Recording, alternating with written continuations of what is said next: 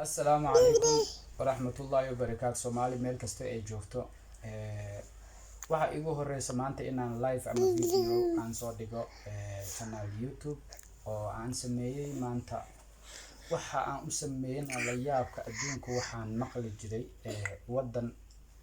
shisheeye ah nin joogo aan haysan passport ama dal ku gal in hadii inta la qabto oo la xabsiyeeyo oo la xukumo oo waxaan maqli jirnay la soo tarxiilo la geeyo la yiraahdo ninkan wadanka ma leh wadankiisa hal la geeyo la yiraahdaan garan jirnay ama aan naqaana sida constitutionka adduunka looga dhaqmo laakiin maanta waxa ma aragtino ah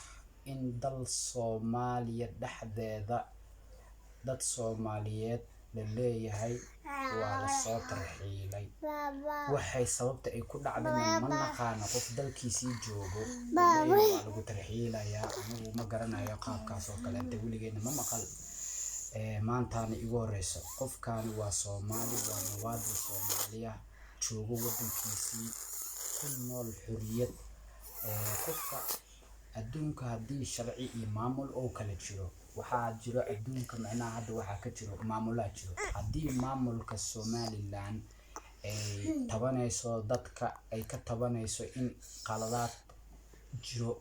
waxa muhiim ah qofkii qalad sameeyay sharciga meesha ka jira in sharciga la geeyo la xiro wixii qalad uu leeyahay lagu qaado qof Soomaali muwaadin Soomaaliyeed ah oo afkiisana ku hadlaya Soomaaliyeed kuna nool wadankiisii una xur كنولا كرو ميل الله لماشي أو ربو إن لو إمادو سقيرو يرير إيهويين يرير أبمعناها والدين تودي أيغو قريوه دي هردية نتلو ويماذا اللي يراهدو ترحيل إيو قارب وقصو أرشو أيغو كسو تجي هانتدو دي أيغو كسو تجي عررتو دي قاركود حتى مقالدو كل حمقيهين أيغو كسو تجي نف إيو مال وحي هايستين كسو تجي المسقيرة انت جوارد لغو سو غوريي دد سيدي خوليهي لو سو اروريو لي يراهدو معناها واني لا ترحيله حتى ددك ترحيله دد لا ترحيلايو مسعوديه جوجنا سعوديه ددك way tarxiisha xabsiya la geeya dadku waa la qoodiya cunna la siiya naftoodii macnaha seef waxa la sameeyaa caafimaadkooda laga fikiraa dad shisheeye aan asaas u dhaqmooyo diyaar la soo saarayo idikii dadkii Soomaaliyeed Soomaali kale tarxiilayso waligay allahay maana arag mana maqal wax adduunka ka dhacayna ma ahan sidee wax u jira waxaana aqli ma ahan waa Soomaali waay dawladii aawe madaxdii aawe dadku wixii iyo dhaqan lahaa aawe garaadadii aawe garaadiyada dadka adduunka aawe dadkii cilmiga bartay aqoon-yahanadii aawe waay qof walba waa inuu kii dhiig leh ka hadlaa kana dhaqaajiya maskaxdiisa tuujiya ka hadlaa tanoo kaleeto wax loo adkeysa kareeta ma ahan ma fahanteen waa wax macnaha aan xaalad adduunka ka dhicin dal Soomaaliyeed nin joogo dalkiisii waxaan aniga muligay maqla ma ahane war ilmaadeerayaalo war walaalayaalo war aawi Soomaalinimadii war aawi islaamnimadii war aawi dadnimadii nigu jirtay war walaalayaalo sidee tan ku dhacday anigu ma fahmaayo waa maxay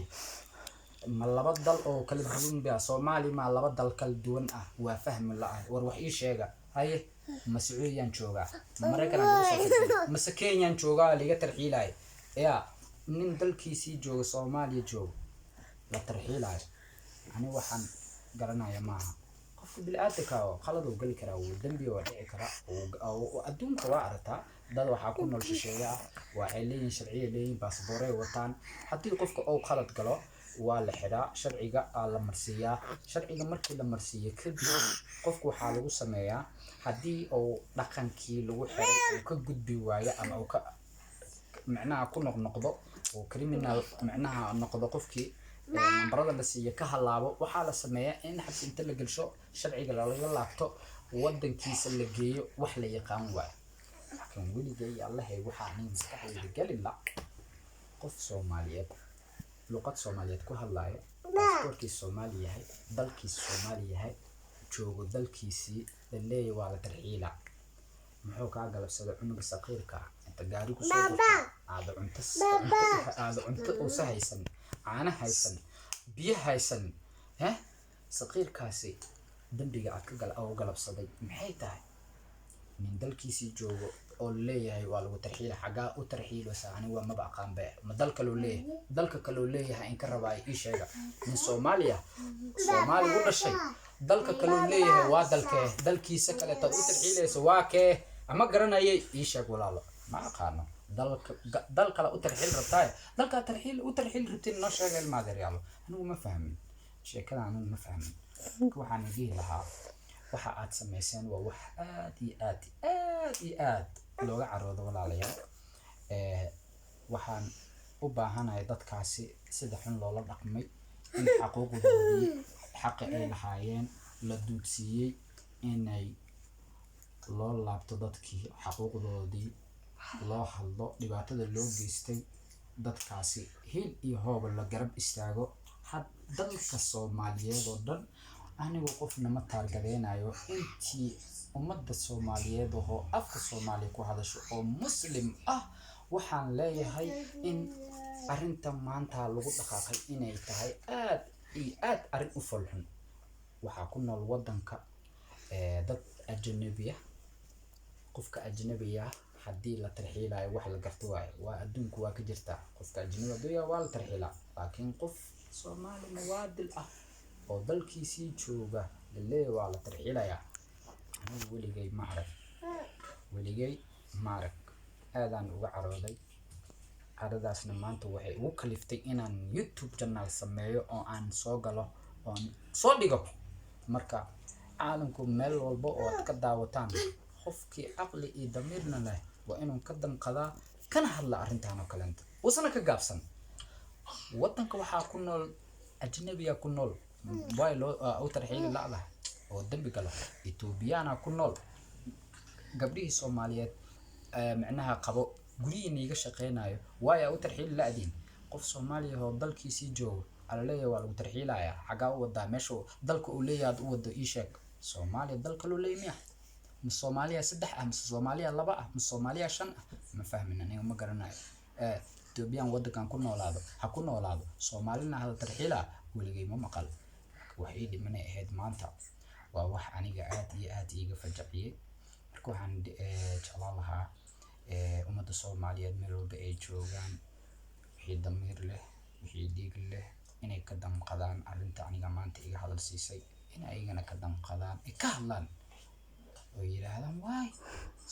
Soomaali kale inta tarxiilayo aniga ma garanayo meel ka dhacday marka insha Allah Soomaaliyay waxaan idin leeyahay meel walba aad joogtaan isku duubnaada horumarna Allah idin gaarsiiyo dalkeena nabad Allah noogu dhigo waxaan idin lahaynaa intii idinka asxunaysaan isu waraabaha meel cidaan ugu helino يا سؤال شدة إن شاء الله بإذن الله الكريم لا ينحق عن واقع. السلام عليكم ورحمة الله وبركاته. برنامج كي من تصوصه